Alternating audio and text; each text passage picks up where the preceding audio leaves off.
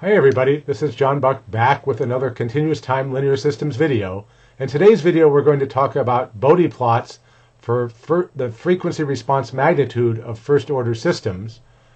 The Bode plot is a way to approximate the frequency response magnitude when we plot it on a log-log scale. That is, we're plotting dB, which is log of the magnitude, versus log of frequency.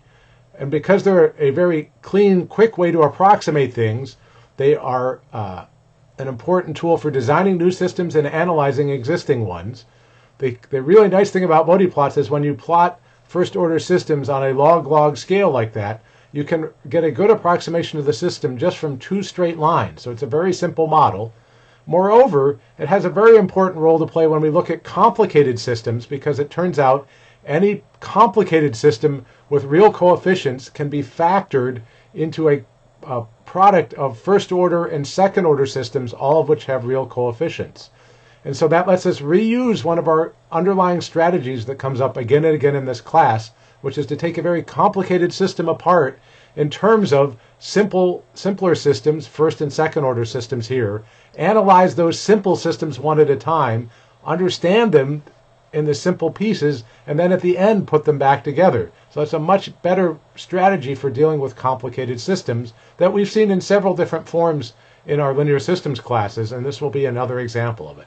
So let me stop the video here and switch over to the whiteboard, and we'll talk about first order systems today with Bode plots. Next time, later this week, we'll talk about second order systems. Okay, so what I've written here is a standard first order system, tau times dy dt plus y of t is equal to x of t. And maybe in real life we might have a gain on the x of t term. Oop.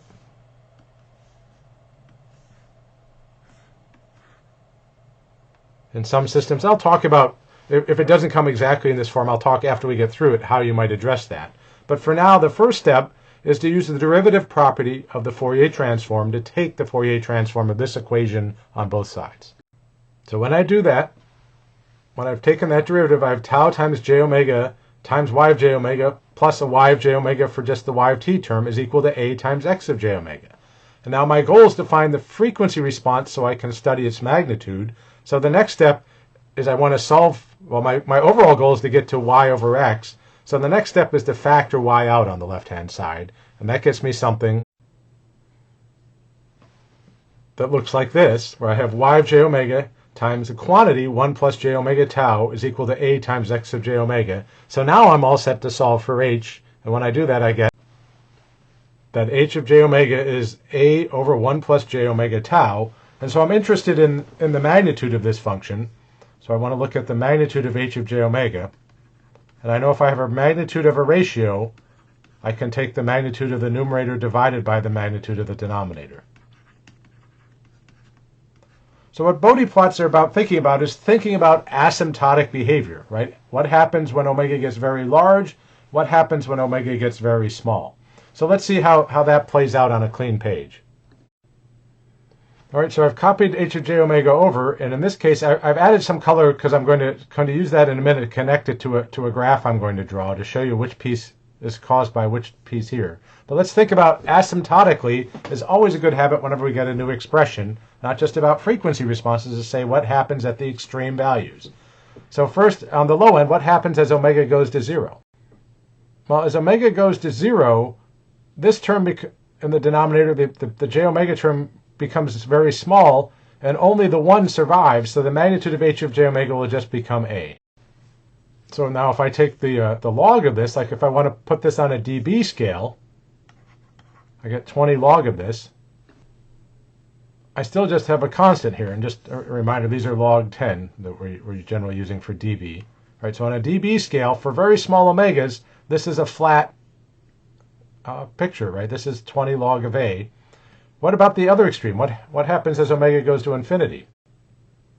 Well, as omega goes to infinity, the j omega term the imaginary part gets much, much larger than the real part. So in terms of the magnitude, this is the only piece that matters. Again, if you think about it as a point in the complex plane, the magnitude is going to get very close to just the imaginary part. Let me sketch that quick. Right? As I'm thinking on the complex plane, the magnitude of h is the length, or the magnitude of the number is the bottom. Oh, I got that wrong. Let me fix that. Right there, it should be the magnitude of 1 plus j omega here is the length of this vector, where the real part is 1 and the imaginary part is omega. We can see as omega gets bigger and bigger, the difference between the imaginary part becomes a better and better approximation to the overall vector. Right here, I've just shown them 5 to 1. You can imagine as they get to be 10 to 1 or 20 to 1 way up here, they're essentially going to be very close to the same. And again, Bode plots are approximations, not exact expressions, but very useful approximations. So I'm going to move this actually over out of my way a little bit, and then we'll finish up here with saying, well, what happens when we take the log? Well, when I take a log of a fraction, I get the log of the numerator minus the log of the denominator. And I should have written down the magnitude of the denominator is essentially just omega here, so let me put that in. Oh, wait, I just realized I lost the tau in the middle of all this. All right, let me fix the tau, and then we'll get back to it. Right, so for large values of omega, as omega gets bigger and bigger, it's dominated by this term, which is a line going down in terms of log omega. It's a line going down at a constant slope. And so if I put these two things together, and that slope is an important thing because this is a first order system. This has a slope of minus 20 dB per decade. Right, so that's the slope in dB versus log, right, versus log omega. So I can now actually make a picture of this with one thing still to sort out. So again, I've got my log omega versus dB plot here, and I know for low frequencies, I get something, going back to my previous page, is just based on the magnitude of A. So let me sketch that in. So that's what's going on for small values of omega. And then somewhere as I get to larger omegas, I get this other curve that's got a slope of minus 20 dB per decade. Right, so the overall shape of the frequency response is going, again, this is an approximation, not exact, but it's going to roughly be flat for a while and then roll off. In fact, this is a good place to pause the video for a minute. Think to yourself, what kind of filter is this in general? So pause for a moment and think about that, and then come back. Right, this is a low-pass filter. This is a filter that's letting low frequencies through, and then as I get to higher and higher frequencies, it's attenuating them more and more. So this is not an ideal low-pass filter, but it's a first-order low-pass filter. Oh, another piece of vocabulary I should have defined is a decade. A decade is a factor of 10 in frequency.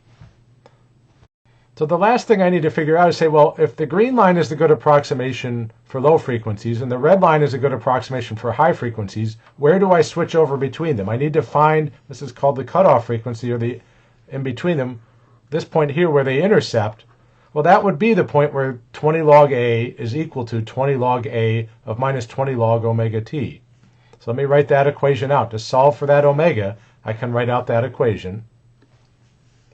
Okay, so I've assumed the A's and the omega and t are all positive, so I can drop the magnitudes just to make it easier to write. And so when I do this, I can solve this for omega t, right? I can subtract 20 log A from both sides, and I'm left with 20 log omega t equals 0. So log omega t equals 0. Right, and so then to solve that, I raise both sides I raise 10 to the power on both sides. Right? Well, 10 to the log 10 of anything is just that thing back again, and 10 to the 0 is 1. Right? So I have omega t equals 1, or so my crossover frequency here happens when omega is 1 over t.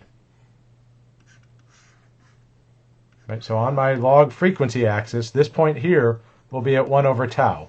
And that's an important general thing. Let me scroll down so we can see it. So that's the crossover between the two Bode plots. So our overall Bode plot model is going to be the combination of these two. Let me just reinforce that in white. Right. So here's my Bode plot model for the first order system that I've just solved here, where I have a constant at 20 log A, the input, or a constant passband at 20 log A, until I get to the crossover frequency when omega equals 1 over tau. Above that, I have a decay by factor of 20 dB per decade. And so another way to think of that, two other comments I'll make about the crossover and about the slope. One way to think of the crossover is it's the point where the real and imaginary parts of the denominator here equal each other. Right? If I come back here to my original equation, I'm looking to say if I want the real and imaginary parts to be equal to each other, I get that the real part is 1 and the imaginary part's omega t. That's a very consistent rule you can use in first order Bode plots to find the crossover frequencies. Just set the real and imaginary parts equal. And so here it makes it very clear that when omega is 1 over tau, I'll get 1 plus j left over here. So that's the crossover frequency. So that's a good general rule for finding the crossover for first order Bode plots.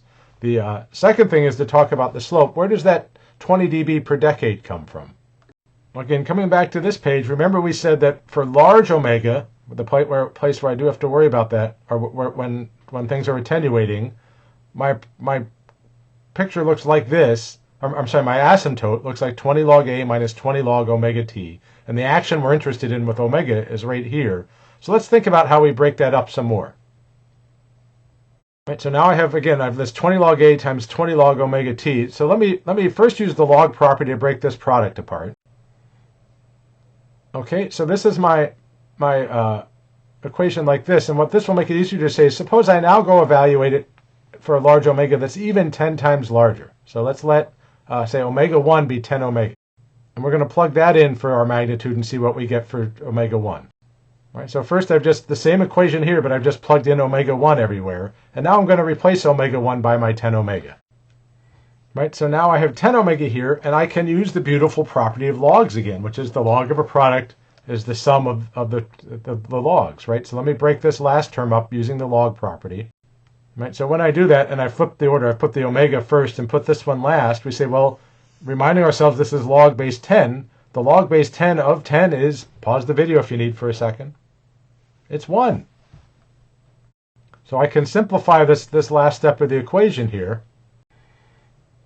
And now I can compare. This bottom line is what I get when I move frequency up by a factor of 10. And if I compare this thing here for 10 omega versus omega, I see the only change between them is I've gone down by this is 20 dB.